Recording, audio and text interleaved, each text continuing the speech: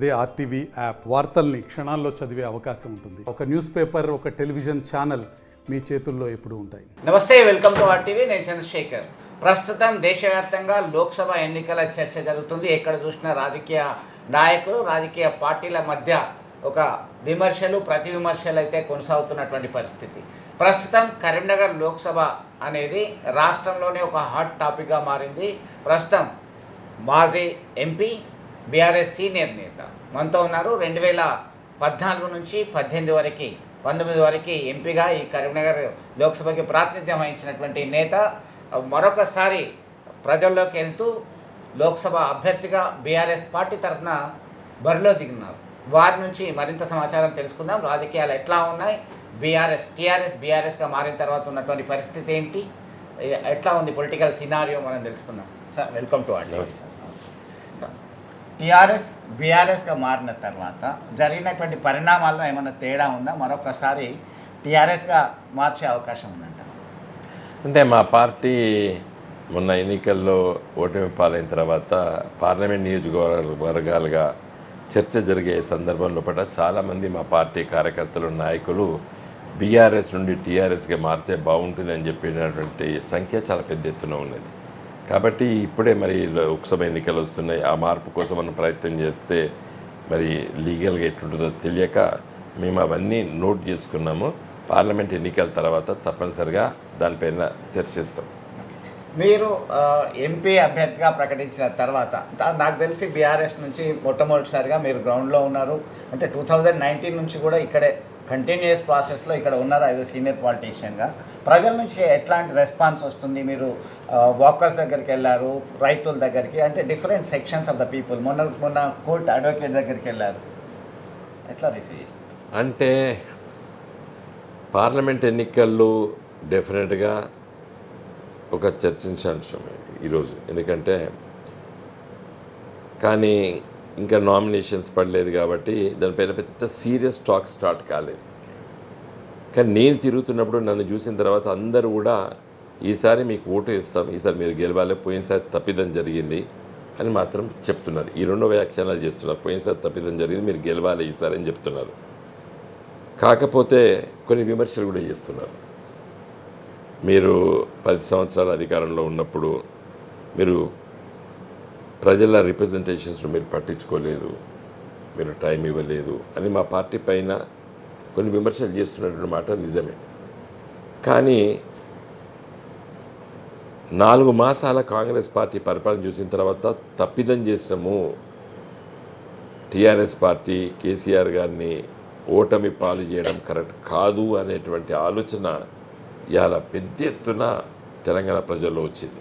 ఎందుకు వచ్చిందంటారు అట్లా? ఎందుకంటే 100 రోజుల పాటు వేచి చూద్దాము, వారికి అవకాశం ఇచ్చాము, ఒక 39 స్థానాలు కలిగినటువంటి బలమైన ప్రతిపక్ష హోదాను మాకు ప్రజలు కట్టబట్టారు, కేవలం 1.8 ఓట్స్ డిఫరెన్స్తోని మనము అధికారాన్ని కోల్పోయాము, దాదాపు 14 సీట్లలో 14 అసెంబ్లీ స్థానాల్లో స్పాన్ ఆఫ్ లిటిల్ బిట్ డిఫరెన్స్తోనే పోయాము అనేటువంటి ఉద్దేశంతో మీరు చర్చ జరిపినప్పుడు ఎందుకు ఇంత మీరు అన్నట్టుగా 4 నెలల రోజుల్లోనే కయ్యలో పడ్డట్టు అయింది అని చెప్పేసి ఎందుకు అనుకోవాల్సి వస్తుంది? ఎందుకంటే వాళ్ళు ఇచ్చిన హామీల కోసం ప్రయత్నం చేయలేదు. ఇప్పుడు మహాలక్ష్మి అని చెప్పిండ్రు, దాని ఒక ఫ్రీ బస్సు తప్పితే మిగతా 2 అతి ముఖ్యమైనది. ప్రజలకు కావాల్సింది ఎంతమంది మన బస్సులలో ప్రయాణం చేస్తారండి? నేను ఒక గ్రామీణ ప్రాంతాల్లో పడ్డ మహిళకి అమ్మ బస్సు ప్రయాణం ఫ్రీ ఇచ్చారు కదా అమ్మ అని నేను అన్నాను. మాకేం పని లేదా, రోజు బస్సు ఎక్కి తిరుగుతామా? అది ఎవరికి ఉపయోగపడుతుంది? ఉద్యోగస్తులకు ఉపయోగపడుతుంది. జీతాలు తీసుకునేటువంటి ప్రభుత్వ ఉద్యోగస్తులకు కానీ, ప్రైవేట్ ఉద్యోగస్తులకు కానీ వాళ్ళకు ఉపయోగపడుతుంది. కానీ మా ఊర్లో ఉన్న మహిళలు మేము ఎట్లా తినాలే? రోజు బస్సు ఎక్కి తిరుగుతామా? కూలి చేసుకోకపోతే మేము బతుకుతామా? ఎప్పుడో ఒకసారి పోయే బస్సు ఫ్రీ ఇచ్చి మాకు ఏదో అంటగట్టిండని చెప్పి మాట్లాడుతున్నాడు రేవంత్ రెడ్డి. మాకు మహాలక్ష్మి 2500 రూపాయలు ప్రతి మహిళకి ఇస్తా అన్నాడు కదా, ఏమైంది? మాకు సిలిండర్ 500 రూపాయలకి ఇస్తా అన్నాడు కదా, ఏమైంది? మాకు కావాల్సిన గివి కానీ ఫ్రీ బస్సా? ఫ్రీ బస్ ఎప్పుడో ఒకసారి పోతాం, అమావాస పుణ్యం కూడా పోమేమో, మాకెందుకయ్యా, మాకు కావాల్సిన గివి కదా అని చెప్పి ఒక గ్రామీణ మధ్యతరగతి కుటుంబ స్త్రీ నాతో అన్నమాట నిన్న సాయంకాలం. మీరు అంటున్నారు ముఖ్యమంత్రి రేవంత్ రెడ్డి నిన్న జరిగినటువంటి బహిరంగ సభలో ఒక ప్రకటన చేసిండ్రు. ఆగస్టు తర్వాత అంటే ఎన్నికల తర్వాత నుంచి మేము ఇంప్లిమెంట్ చేస్తాము, 2 లక్షల రుణమాఫీ కావచ్చు, భరోసా కావచ్చు, అట్లాంటివన్నీ కూడా ఎలక్షన్ కోడ్ అంటున్నారు వాళ్ళు. రేవంత్ రెడ్డి గారు మర్చిపోయినారు.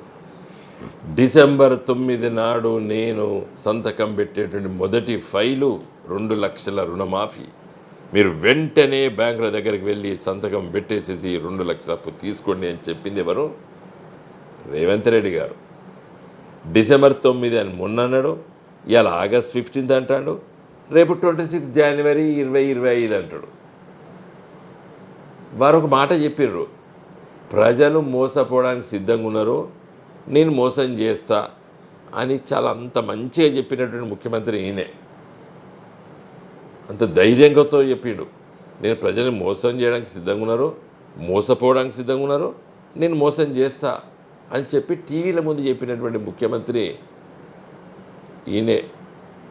మరొకసారి దాటవేసే దానిలో భాగంగానే చెప్పింది అనుకోవచ్చు. దాటవేసుడు కాదు, మళ్ళీ చెప్తాడు, నేను డిసెంబర్ 9వ తారీఖు అన్నా, తర్వాత 15th ఆగస్ట్ అన్నా, మళ్ళీ 26 జనవరి అంట. మీరు ఎప్పుడు నామినేషన్ అయిపోతున్నారు? 18 నుంచి 25 వరకు. నేను 20 నాడు అనుకుంటున్నాను, 20 నాడు వేస్తాను. ఒకటి చెప్పండి క్లారిటీగా, ప్రభుత్వం అధికారంలో ఉన్నప్పుడు డిఆర్ఎస్ సోకాల్డ్ బీఆర్ఎస్ అధికారంలో ఉన్నప్పుడు అనేక మందికి అందుబాటులో మీరు అన్నట్టుగా మీకున్న ఫీడ్బ్యాక్ని మరొకసారి అందుబాటులో లేకుండా పోయిందనేటువంటి కారణం ఒకటి. ఇప్పుడున్నటువంటి కరువుకు కారణము గత పాలకులే అని చెప్పేసి కాంగ్రెస్ పార్టీ చేస్తున్నటువంటి విమర్శలు, నేతలు చేస్తున్న విమర్శలు చాలా తప్పండి. మేడిగడ్డ ప్రాజెక్టు 2 పిల్లలు కుంగినందుకు వెంటనే రిపేర్లు చేసి ఉండి ఒక కాఫర్ డ్యామ్ కట్టి గేట్లు వేస్తే రోజు 5,000 క్యూసెక్లు నీళ్లు సముద్రం పాలైనాయి. అంటే 1/2 TMC. 100 రోజుల లోపల 50 TMC నీళ్ళు ఆపుకునేటువంటి పరిస్థితి ఉండే. 50 TMCలు అంటే ఒక మిడ్మానేరు, ఒక LMD ఎత్తిపోతల ద్వారా. మొన్న లక్ష్మీపూర్ పంప్ హౌస్ మోటార్లు పెట్టి ఆన్ చేసారు కదా, నీళ్ళు చూపించిండ్రు కదా. కాళేశ్వరం ప్రాజెక్టు నీళ్ళే ఇవాళ కొంతవరకు ఉపయోగపడ్డాయి కదా. ఓన్లీ కేవలము మేడిగడ్డ కుంగిపోయింది, కూలిపోయింది అని ప్రచారం చేయడానికి, కేసీఆర్ని బదనాం చేయడానికి ఆలోచన చేసి నిర్లక్ష్యం చేస్తే ఇలా రైతులు కరువుల బారిన పడ్డారు.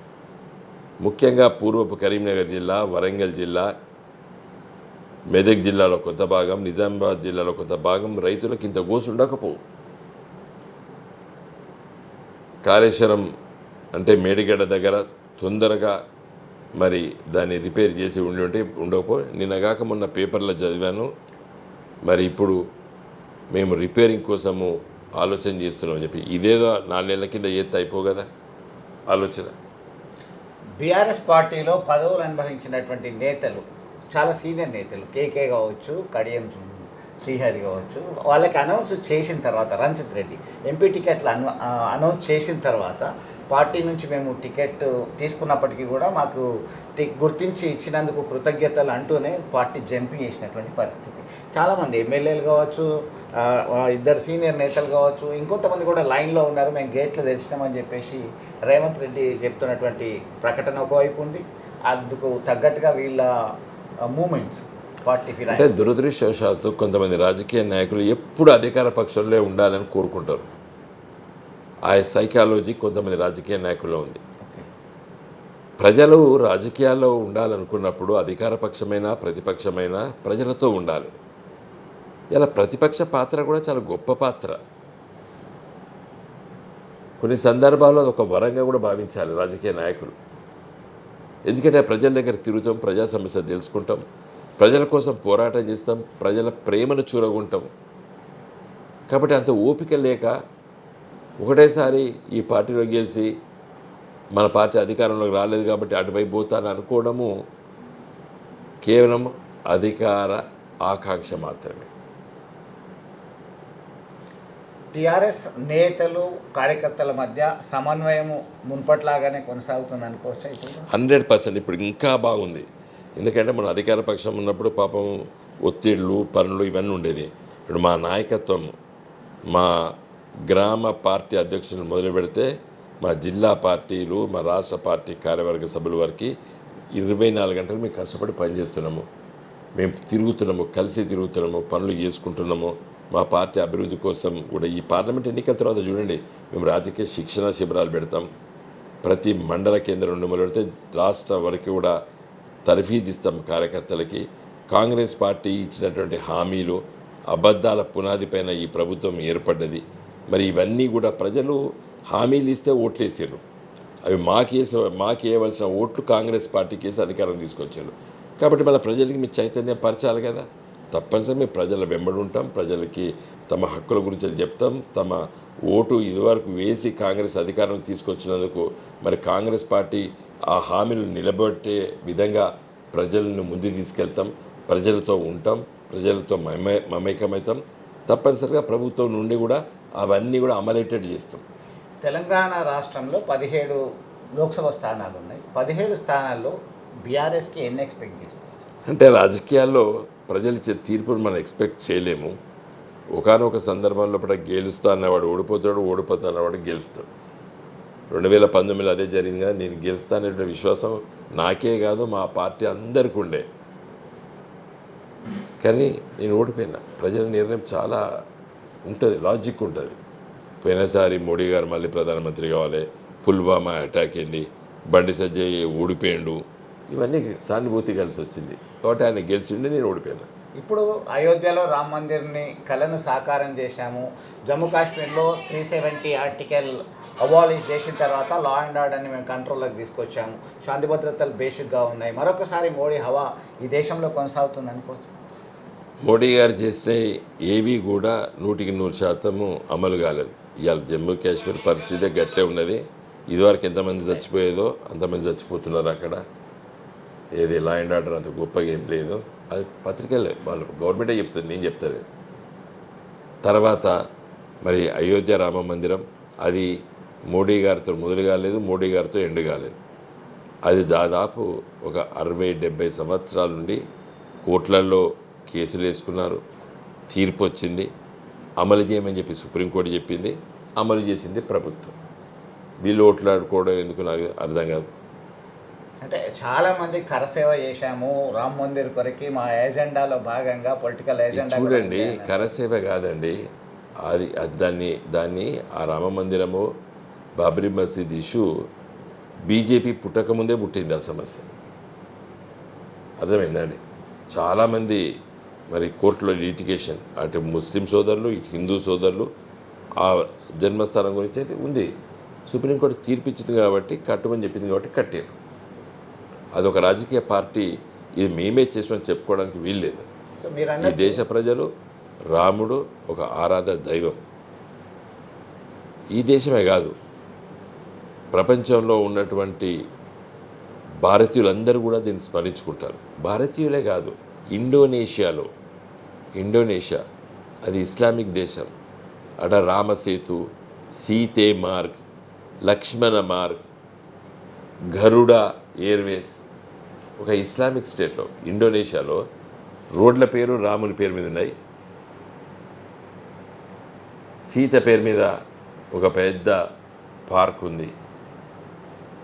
ప్రతిరోజు సాయంకాలం పూట రామాయణం అక్కడ వాళ్ళు పాటల రూపంలో చెప్తారు. అదొక సంస్కృతి, దట్ ఈస్ ఎ కల్చర్. నేర్చుకోవాలి మనం. మతాల పట్ల ద్వేషం కాదు. Indonesia is an Islamic country. వాళ్ళ ఎయిర్వేస్ పేరు గరుడ. జకార్తాలో ఫ్లైట్ ల్యాండ్ అవుతుంటే గుట్ట మీద విష్ణు ఒక విగ్రహం. ఇది సంస్కృతి అండి. దాన్ని రాజకీయం చేయొద్దు. ఇలా భారతదేశంలో బరాబరి రామన్ పేరు చెప్తా, రామన్ పేరు చెప్పి నేను ఓట్లు అడుగుతా ఖచ్చితంగా అని చెప్పేసి కరీంనగర్ సిట్టింగ్ ఎంపీ బండి సంజయ్ చెప్తున్నారు. ఆయనకు సంబంధించినటువంటి రాముని చిత్రపటం, అయోధ్యలో రామ మందిర్ ప్లస్ రామునికి సంబంధించిన చిత్రపటము, అక్షంతలు అన్నీ కూడా పంపిణీ చేసినటువంటి పరిస్థితి. మీ రెస్పాన్స్? నేను పంపిణీ చేసేటప్పుడే చూసి చెప్పిన, అది సూర్యులో ఎక్కుతారా బిడ్డ అని చెప్పిన. ఏది ఆయన ఒక ఫోటో ఫ్రేమ్ ఇచ్చాడు. రాముని బొమ్మ, అయోధ్యలో రాముని దేవాలయము, మీద పువ్వు గుర్తు, ఇక్కడ మోడీ గారి ఫోటో, కింద బండి సంజయ్ గారి ఫోటో. ఇది పూజా గదిలో పెట్టుకొని ఎట్లా ఊదుబత్తులు పెట్టగలుగుతారు?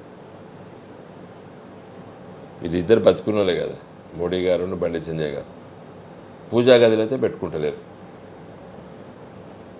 ఆ రామాలయము రాముని అదైతే ఇచ్చినది ఇస్తే ప్రతి ఒక్కరి పోయి పూజా గదిలో పెట్టుకుందరు, పూజిద్దరు. బండి సంజయ్ గారు ఇచ్చిండ్రు, ఒక రాముని ఇచ్చిండు, అక్కడ అయోధ్యంచలు పట్టుకొచ్చిండు, అక్షంతలు ఇచ్చిండని చెప్పి పెట్టుకుందరు. ఇప్పుడు ఆయన తెచ్చిన అక్షంతలు అవి రెండు మరి ఇచ్చిన సందర్భంలో మరి పూజా గదిలో పెట్టుకునే పరిస్థితి లేదు. అది మోడీ గారి బొమ్మ, సంజయ్ గారి బొమ్మ, పువ్వు గుర్తు. దాన్ని ఏం చేసినారు, తీసుకపోయి సూర్యులు ఎక్కినారు, లేకపోతే ఇలాంటి కబోర్డ్స్లో పెట్టుకున్నారు. కరీంనగర్ లోక్సభ పరిధిలో ట్రయాంగిల్ ఉండే అవకాశం ఉందంటారు. ఎట్లా, ఎంతమంది మధ్య పోటీ ఉండొచ్చు ఇక్కడ? అంటే నామినేషన్ వేసిన తర్వాత ఒక వారం రోజులకు చెప్పచ్చు.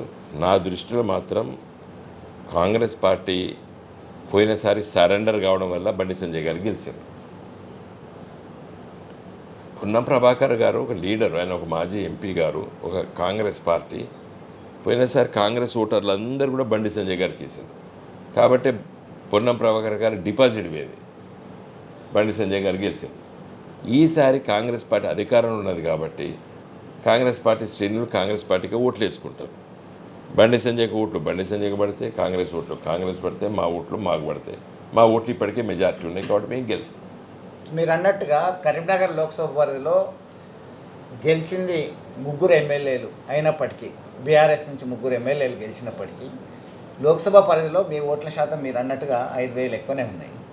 అయితే దీనిలో లాస్ట్ టైం ఒక ఇంటర్నల్ అండర్స్టాండింగ్ అని చెప్తున్నారు. మీరు చెప్పిన దాన్ని బట్టి ఒక కాంగ్రెస్ పార్టీ నుంచి బరిలో ఉన్న వాళ్ళ ఫైట్ వాళ్ళు చేయాల్సిందే, మీ ఫైట్ మీరు చేస్తూనే ఉన్నారు. బీజేపీ నుంచి మళ్ళీ గెలుపు కోసం వాళ్ళ ఫైట్ వాళ్ళు చేస్తారు. ఈ ట్రయాంగిల్ కాంపిటీషన్ ఉన్నటువంటి నేపథ్యంలో సో గెలుపోవటంలో పక్కన పెడితే మీరు ఏం చెప్తున్నారు ప్రజలకి? వాళ్ళు ఏమంటున్నారంటే కేంద్రంలో మళ్ళీ అధికారంలోకి వచ్చేది మేము, రాష్ట్రంలో వేరే పార్టీ అధికారంలో ఉంది, మీకు ఎందుకు వేయాలి ఓటు అంటే మీ ఆన్సర్ ఏంటి? ఇప్పుడు పోయిన 5 ఏళ్ళు కేంద్రంలో బీజేపీ అధికారంలో ఉన్నది, మోడీ గారే ప్రధానమంత్రి ఉన్నారు, కరీంనగర్ ఎంపీ బండి సంజయ్ గారే ఉన్నారు. 5 ఏళ్ళ లోపల 5 రూపాయలు తీసుకురాలేదు బండి సంజయ్ గారు. కొత్తగా ఏం చేస్తాడు? వాళ్ళ కొత్త దాని గురించి చర్చించే అవకాశమే లేదు. ఎందుకంటే ఈసారి కొత్తగా బండి సంజయ్ పోటీ చేస్తుంటే కేంద్రంలో మా పార్టీని నేను చేస్తాను. పోయిన 5 ఏళ్ళు వాళ్ళే ఎలగబెట్టారు ఢిల్లీలో, ఈయనే ఎంపీ ఉండే, ఏం ఒక్క పని చేయలేదు. మళ్ళీ కొత్తగా ఏముంటుంది? మీరంటున్నారు నేనున్నాను అనుకోండి, మోడీ గారు 10 సంవత్సరాలు ప్రధానమంత్రి, మొదటి 5 సంవత్సరాలు నేను ఎంపీ ఉన్నా, తర్వాత 5 సంవత్సరాలు బండి సంజయ్ గారు. నేనున్నప్పుడు స్మార్ట్ సిటీ 1000 కోట్లు పట్టుకొచ్చిన, నేనున్నప్పుడు కరీంనగర్కి హైదరాబాద్కి via Vemulawada Sircilla Siddipet railway line sanction చేయించిన పనులు అవుతున్నాయి ఇప్పుడు పెద్ద ఎత్తున.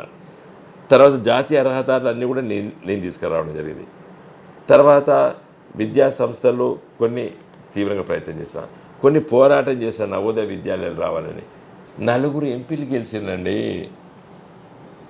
కిషన్ రెడ్డి గారు, బండి సంజయ్ గారు, అరవింద్ గారు, బాపురావు గారు. తెలంగాణ రాష్ట్రం 4 ఎంపీలు ఇస్తే పేద పిల్లలు, గ్రామీణ ప్రాంతంలో పిల్లలకి ఒక మంచి పాఠశాల నవోదయ విద్యాలయాలు జిల్లా కోటి ఉండాలని చెప్పి పార్లమెంట్ చెప్పింది. కొత్త జిల్లాలు 23 చేస్తే ఒక్క స్కూల్ ఇయని 4 ఎంపీలు. బండి సంజయ్ గారు ఎందుకు సిరిసిల్ల రాజన్న జిల్లాకు ఒక నవోదయ విద్యాలయం తీసుకురాలేదు? బండి సంజయ్ గారు ఎందుకు జగిత్యాల జిల్లాకు కతలాపూరు, మేడిపల్లి, మల్యాల, కొడిమ్యాల, భీమారం మండలాలని జగిత్యాల జిల్లాలో ఎందుకు అక్కడ ఒకటి స్కూల్ తీసుకురాలేదు? కాబట్టి వీళ్ళు పనిచేసేటువంటి ఆలోచన ఉన్నటువంటి ఎంపీలు కాదు. నేను ప్రతిపక్ష పార్టీలో ఉండి అధికార పక్షం దగ్గరికి వెళ్ళి వెంకయ్యనాయుడు గారి దగ్గర 10 సార్లు తిరిగితే స్మార్ట్ సిటీ వచ్చింది. ప్రకాష్ జావడేకర్ గారి దగ్గర 10 సార్లు వెళ్తే 888 ఫైల్ కదిలేది. రైల్వే శాఖ మంత్రి పీయూష్ గోయల్ దగ్గరికి 10 సార్లు వెళ్తే ఇలా శాంక్షన్ అయింది రైల్వే లైన్. నితిన్ గడ్కరీ దగ్గరికి ఒక 20 సార్లు వెళ్ళిన జాతీయ రహదారుల కోసం పనులు ప్రారంభమైనాయి. అది కదా పని చేసేవాళ్ళు. జాతీయ రహదారులు అంటున్నారు 12, మీరేమో వాళ్ళు 4 ఎంపీలు ఉన్నా కానీ తెలంగాణ రాష్ట్రానికి చేసింది ఏం లేదు, ఉరగబెట్టింది ఏం లేదు. కానీ కేవలం బండి సంజయ్ చెప్తున్నారు 12,000 కోట్ల రూపాయలు నేను డెవలప్మెంట్ వెల్ఫేర్ స్కీమ్స్ కొరకు తీసుకురావడం జరిగింది. నేను బండి సంజయ్ గారు నేషనల్ హైవేస్ నేనే తెచ్చిన, ఆర్ఓబి నేనే తీసుకొచ్చిన అని చెప్పేసి బుక్లెట్ కొట్టించి పంపించేస్తున్నాను. మీకు తెలియదా? నేను ఎన్నో ప్రెస్ మీటింగ్ పెట్టినా మీరే అటెండ్ అయ్యారు కదా. 3,600 కోట్లు నేషనల్ హైవే 563కి ఆ రోజు శాంక్షన్ అయింది. పనులు ఇప్పుడు అవుతున్నాయి. ఆయనకి ఏమీ సంబంధం లేదు. బండి సంజయ్ గారికి జాతీయ రహదారులకి సంబంధం లేదు. నేను బాగా మాట్లాడి విమర్శ చేసిన తర్వాత ఆయన మాట్లాడుతున్నాడు తప్ప కానీ 4 ఏళ్ళు ఎప్పుడైనా మాట్లాడినా పోనీ ఈ ఇయర్ మాట్లాడుతున్నాడు. 4 ఏళ్ళ కింద చెప్పినావు ఇది నేను తెచ్చినని నీకు తెలియదు. నేను ఎప్పుడైతే ఎన్నికలు వస్తున్నాయి కాబట్టి ఇవన్నీ నేను ఎప్పుడైతే చర్చ పెట్టినో అప్పుడు వారు నేను తెచ్చినా మాట్లాడుతున్నాడు. ఇలా మీరే పత్రికా విలేకరులు కదా. నేను ఎన్నిసార్లు ప్రెస్ మీట్ పెట్టినా మీకోసం. నీతు ప్రసాద్ గారు కలెక్టర్ దగ్గర ఎన్ని మీటింగ్లు పెట్టాం మనం. సర్ఫరాజ్ అహ్మద్ గారి దగ్గరికి ఇప్పుడు బొమ్మకళ్ళ దగ్గర నుంచి వెళ్ళి మన జాతీయ రహదారి పోతే వీటి అన్ని చిన్న ప్లాట్ ఓనర్లు వస్తే మనం అందరం కలిసిపోయినాం కదా.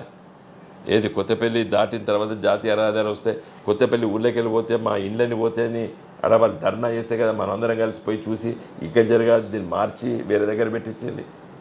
హుజరాబాద్ లోపట మరి జమ్మికుంట హుజరాబాద్ మధ్యలోకి వెళ్ళి జాతీయ రహదారి పోవాలి, ఇటువైపు పోతే మరి వేస్ట్ దేనికి పనికిరాదని చెప్పేసి మళ్ళీ మనం హుజరాబాద్ జమ్మికుంట మధ్యలోకి వెళ్ళాలని చెప్పి ఆ రోజు పత్రికా విలేకరులు మనమే పోయి సూచించింది. కాబట్టి ఆయనకి ఏం సంబంధం ఈ జాతీయ రహదారితో? రైల్వే లైన్ గురించి అది ఎప్పుడైనా ఒక మీటింగ్లు పెట్టినావా? తర్వాత వారు పెట్టుకున్న ఫ్లెక్సీలన్నీ కూడా జాతీయ ఉపాధి హామీ పథకం వెలిచాల 90 కోట్లు, ఒక్కొక్క ఊరి పేరు చెప్పి ఇన్ని కోట్లు అంటాడు. అది 2006 నుండే వస్తున్నాయి ఆ పైసలు. అసలు ఉపాధి హామీ కార్మికులు నవ్వుతాను. ఈ సంజయ్కి ఏం సంబంధం? మేము 20 ఏళ్ళ నుంచి పనిచేస్తాను. మొన్న ఒక ముసలాయన అన్నాడు నేను 15 ఏళ్ళే పనిచేయబట్టి బండి సంజయ్ మొన్న ఎంపీ, మరి 15 ఏళ్ళ కింద ఎవడిచ్చిండు అని నవ్వుతాను. అంటే బై డిఫాల్ట్ వచ్చినాయి అంటారా అవన్నీ కూడా? కాదండి, వచ్చి డిఫాల్ట్ కాదు, చట్టం ఎవరున్నా కానీ అది వస్తుంది అంతే కదా. పార్లమెంటు 2005లో పాస్ చేసింది Mahatma Gandhi national rural employment act, MNREGA NREGA చట్టం. అది పార్లమెంట్ చేసినప్పుడు నేను ఉంటేనే. అప్పుడు 2004లో నేను ఎంపీని, 20 ఏళ్ళ కింద హన్మకొండ ఎంపీని. అప్పుడు నేను మాట్లాడిన దాని మీద చర్చలో. తెలంగాణ అంటేనే తర్వాత గుడ్డు పాలు గర్భవతులకు ఇస్తారు, అది కూడా నేను ఇచ్చిన అంటాను. అది మనందరం ఎవరు పుట్టక ముందు నెహ్రూ కాలం చెరు ఉన్నది. అది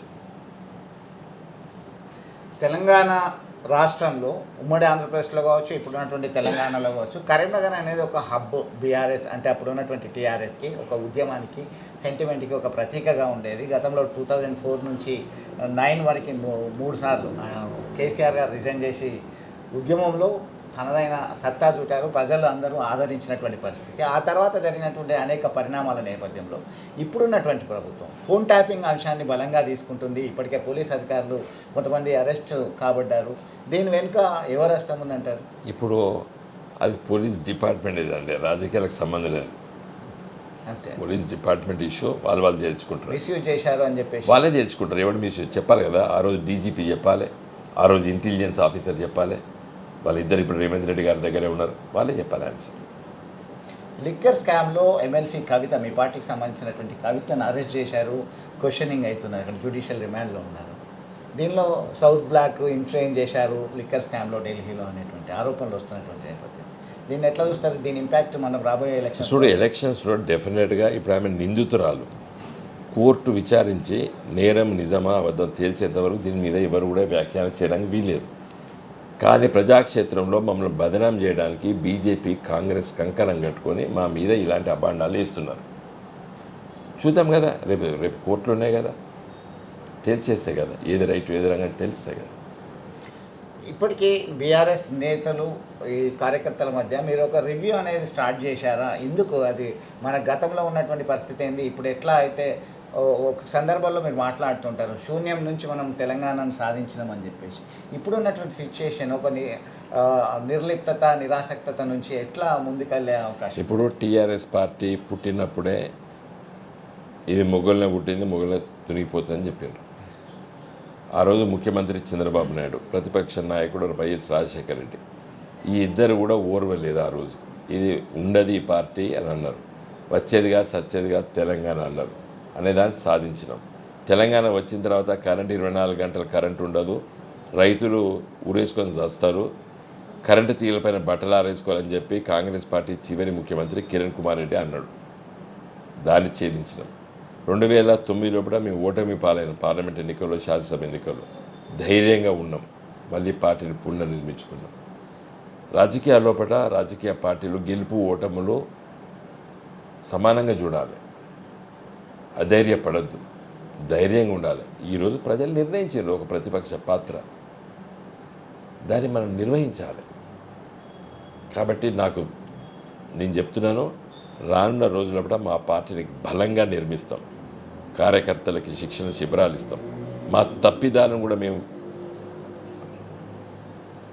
ఒకసారి దానిపైన చర్చిస్తాం. అవి మన పునరావృతం కాకుండా చేస్తాం. కాబట్టి డెఫినెట్గా కొన్ని నిర్ణయాలు జరుగుతాయి అట్లా. కాబట్టి అవన్నీ చూస్తాం. మీ మీద ఏ నాయకుని యొక్క బలమైన ముద్ర ఉంది అంటే ఏం చెప్తారు? ఇన్ఫ్లుయెన్స్ ఏ రాజకీయ నాయకుని అంటే నేను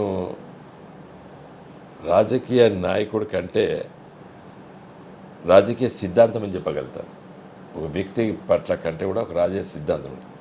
నేను అభివృద్ధి ఆకాంక్షించేటువంటి రాజకీయాల పట్ల మక్కువ పెరిగాను. విద్యార్థి దశలో మార్క్సిజం చదివింది ఎందుకంటే, దాని పట్ల ఆకలింపు చేసుకున్నది ఎందుకంటే, మానవ జాతి ఆకలి నుండి, దరిద్రాన్ని నుండి బయటపడాలంటే ఏ విధమైనటువంటి ఆర్థిక వ్యవస్థ ఉండాలని చెప్పి నాకు మొదటి దశలో నేను చిన్నతనంలో నేర్చుకున్నాను.